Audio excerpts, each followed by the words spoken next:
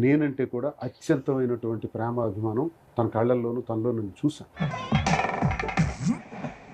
2 ఏళ్ల నుంచి ఉన్న స్నేహాన్ని ఇప్పుడు ఎందుకు తప్పు పట్టి మాట్లాడుతున్నారు?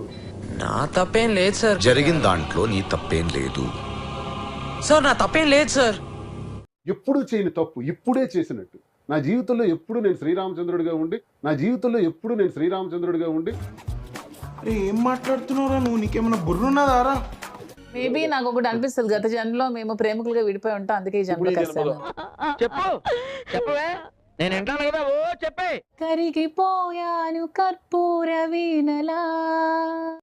ఇది పాట కాదే, చౌక్యాకలు. నాకైతే ఎప్పుడు ఒక రోజు కూడా తన వయసు గుర్తు రాలేదు.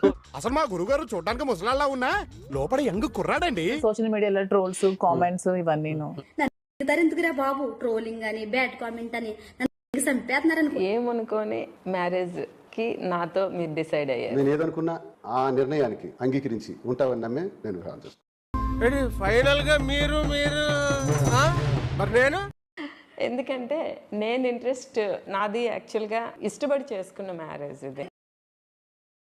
ఇప్పుడే కదండి మిమ్మల్ని పూర్తిగా నమ్మాను, అంతలోనే మోసం చేస్తారా? అది శ్రీనివాస్ గారు కూడా నా పిల్లల్ని బాగా చూసుకుంటారని నమ్మకం నాకు ఉంది.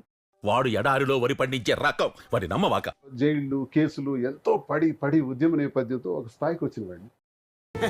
ఇండియాలో మన డబ్బా ఎవడు కొట్ట బావా, మన డబ్బా మనమే కొట్టుకోలే. తాపత్రయపడుతుంది, ఎందుకు కష్టపడుతుంది? మీరు ఒక యాంగిల్ లో మహేష్ బాబు లాగా, ఒక యాంగిల్ అల్లు అర్జున్ లాగా. చాలా త్యాగాలు చేసి నా కోసం నిలబడింది. నేను చేసింది తప్పు అనేటప్పుడు ఇది తప్పే గాని మాకు తప్పదు. సరిపోయారు ఇద్దరును, సాగుతుంది మీకు అలాగా.